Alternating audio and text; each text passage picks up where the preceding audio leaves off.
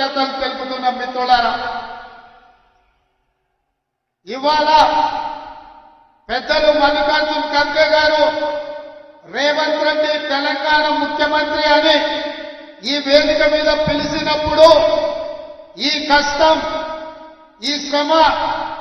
ఈ పదవి, ఈ హోదా మీ రక్తాన్ని చెమటగా మార్చి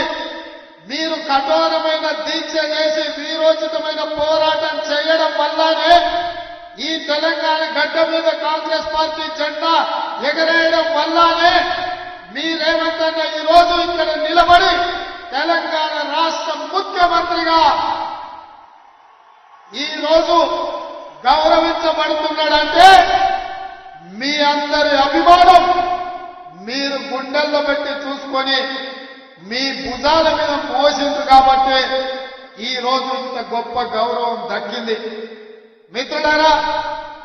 ఇవాళ మీకు ఒక మాట గుర్తు చేయదలుచుకున్నా. మన నాయకుడు శ్రీ రాహుల్